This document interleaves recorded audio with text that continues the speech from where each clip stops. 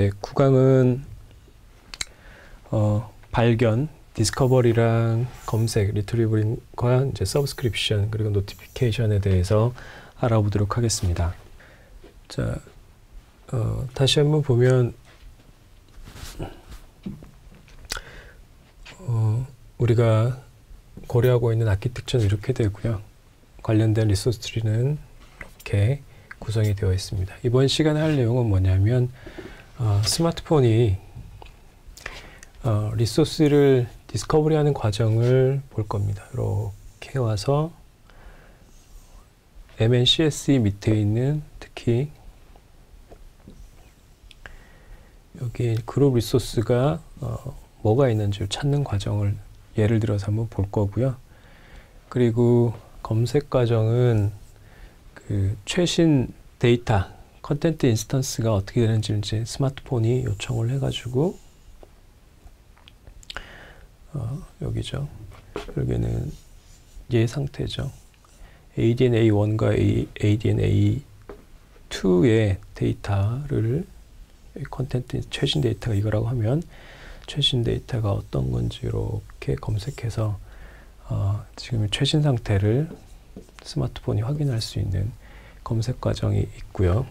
다음에 서브스크립션이라고 해서 이제 구독 신청하는 게 있습니다. 구독 신청하기 위해서 이걸 만드는 과정. 그리고 이 구독 신청을 하게 되면 특정한 조건이 되면 알림을 받을 수가 있거든요. 이 과정에 대해서 살펴보도록 하겠습니다. 자, 먼저 발견, 디스커버리 과정을 보도록 할게요. 디스커버리를 하기 위해서는 일단은 리트리브 요청 메시지를 보내는 거기에 필터 유시지, FU라는 파라미터를 같이 전송을 하게 되고요. 그리고 리소스 타입은 뭐 단일 조명 또는 그룹 중 멤버의 발견을 조명 하나를 볼 것인가 다 찾을 것인가 이런 파라미터를 줄 수도 있고요. 다음에 DRT라고 해서 디스커버리 리절트 타입을 어떻게 할 것인가, 여기 URL 리스트 형식을 뭐 구조화되거나 구조화되지 않은 것으로 할 수 있는데 지금 구조화되지 않은 것으로 해서 2로 세팅을 하게 됩니다. 뒤쪽에서 한번 코드로 보시죠. 자, 여기서는 INA가 즉 스마트폰 애플리케이션이 MNCSE 아래에 있는 이제 그룹을 찾고 싶은 겁니다. 그룹의 멤버들이 어떤 것이 있는지 찾으려고 하는 거고요. 그래서 이걸 찾게 되면 그 그룹에 대한 URI 목록이 이제 리턴이 되게 되죠. 리턴이 되게 됩니다. 자, 그래서 INA가 보내는 이제 리퀘스트 메시지는 MNCS에 보내는 리퀘스트 메시지겠죠. 거기에 get 명령을 통해서 그 요청을 하고 여기에 이제 필터 유시지라든가 리소스 타입 그리고 디스커버리 리절트 타입 이렇게 설정을 해줍니다. 타입 9이 기억하시겠지만 이게 리소스 타입 9번은 그룹을 뜻하는 거고요. 자, 이렇게 요청 메시지를 보내게 되면 여기 뭐 누가 보낸지 여기 나와 있죠. INA 즉 스마트폰 앱이 보내는 거죠. 앱이 보내게 되면 자, 요청 메시지가 이렇게 날아갈 수가 있고요. 그리고 거기에 대한 레스판스로 즉 MNCSE가 INA한테 응답을 보내주게 되겠죠. 응답을 보내면서 중요한 바디만 보시면 URIL이라는 게 있습니다. 이게 컴플렉스 데이터 타입 멤버 중에서 보시면 URI 리스트가 날아가는 거고요. 그 아래쪽에 보시면 그룹 내에 있는 멤버 둘이죠. 이 두 개에 대한 URI가 날아가게 됩니다. 그래서 스마트폰은 이 그룹 MNCS 밑에 있는 그룹에 어떤 것들이 있는지 이렇게 정보를 받아볼 수 있게 됩니다. 참고로 뭐 필터 UCC가 우리가 1번을 썼었죠. 1번, 2번, 3번도 있고요. 그리고 DRT 같은 경우에 우리가 2번을 한다고 그랬죠. Unstructured 된 형태로 URI를 받게 됩니다. 관련된 내용은 여기 규격을 참고해 주시면 되겠습니다. 자, 다음으로 실제로 최신 데이터가 어떻게 되는지 이제 받아보고 싶습니다. 검색을 해보고 싶어요. 최신 데이터가 뭐가 들어가 있는지 검색하고 싶을 때 어떻게 하느냐 하는 겁니다. 컨텐트 인스턴스를 검색을 하면 되고요. 최신 데이터를 표시하기 위해서 LA라는 숏네임을 써서 요청을 하면 됩니다. 그리고 이거는 이제 단일 조명, 즉 ADN A1이나 2나 하나만 할 때고요. 만약에 펜아웃 포인트를 쓰게 되면 이거는 조명 모두에 대해서 검색을 하는 기능입니다. 데이터가 조명의 두 그룹에 있는 모든 조명의 최신 데이터를 얻을 수 있게 되는 거죠. 자, 그래서 ADN A1만 일단 한번 보면요. 단일 데이터죠. 여기에 get 메시지를 통해서 얻을 수가 있고요. 라이트 밑에 LA라고 표시를 해주면 됩니다.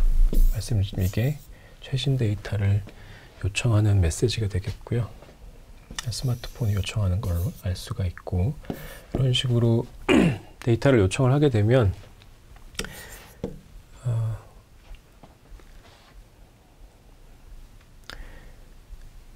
자, 여기에 대한 응답을 받을 수가 있는데요. 응답 메시지 보시면 여기 바디에 보시면 여기 컨텐트 인스턴스를 뜻하는 거죠. 여기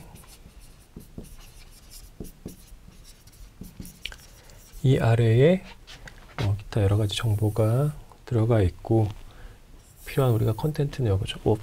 오프되어 있다는 것을 우리가 최신 데이터는 오프되어 있다. ADN A1에 있는 최신 데이터를 봤더니 그게 오프다라는 것을 알 수 있게 됩니다. 스마트폰이 알 수 있게 되는 거고요. 자, 모든 조명 상태, 그룹에 있는 모든 조명 상태를 이제 알고 싶을 때는 똑같이 get 명령을 통해서 write state 그룹에 panout point 이렇게 적어주시면 되고요. 이렇게 리퀘스트를 하면 되고, 레스폰스가 여기서부터 여기까지 꽤 길죠. 자, AGL 아까도 보셨지만 이전 강의에서 보시면 이거는 Aggregated Response를 뜻하는 거고요. 이 아래에 보면 RSP라든가 PC 컨텐트 같은 것들이 이렇게 들어가 있습니다.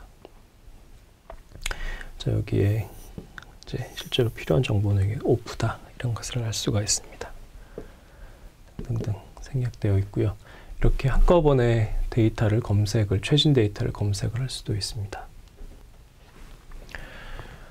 구독 생성 방법에 대해서 알아보도록 하겠습니다. ADN A1에 대해서 일단 살펴볼 거고요. ADN A2도 마찬가지 방법입니다. 자, ADN A1의 컨텐트 인스턴스를 이제 구독한다고 신청을 하는 것인데요. ADN A1에서 컨테이너 아래에 있는 컨텐트 인스턴스의 변경사항이 있을 때마다 ADN A1이 MNCSE로부터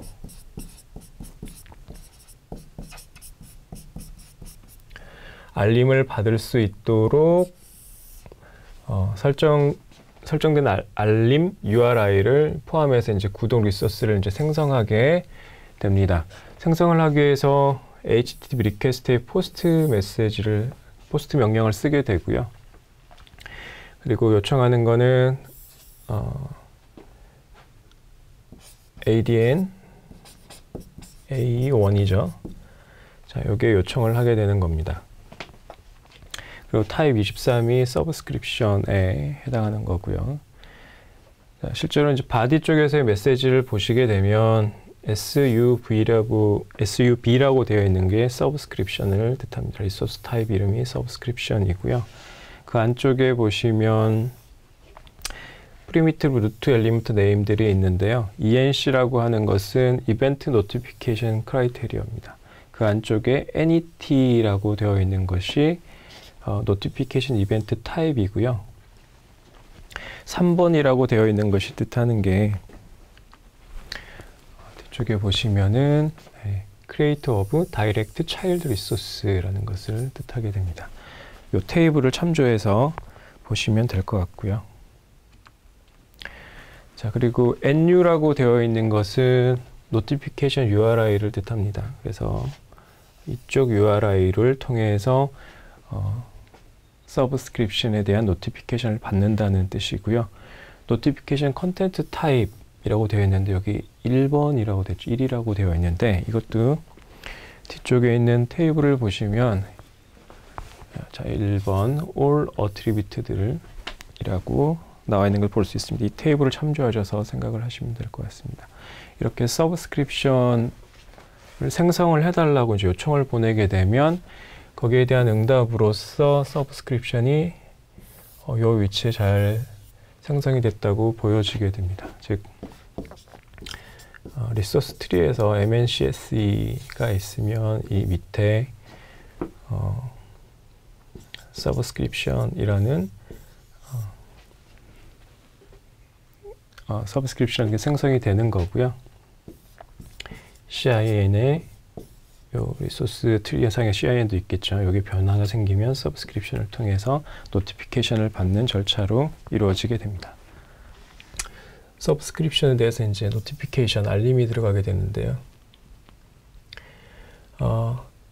컨텐트 인스턴스들이 요 A든 A1이든 2든 여기 컨테이너 밑에 새롭게 생성될 때마다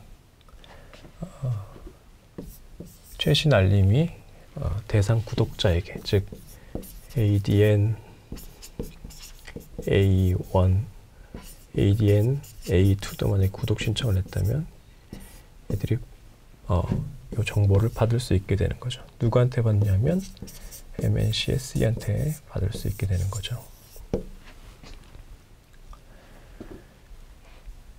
그래서 이 정보를 받게 되면 뭐 예를 들어서 뭐 ON을 하라든가 OFF를 하다는 정보를 받게 되면 요거 정보를 받은 ADN A1의 애플리케이션이나 2의 애플리케이션이 실제로 전등을 키거나 끄거나 하는 동작이 이루어지게 됩니다.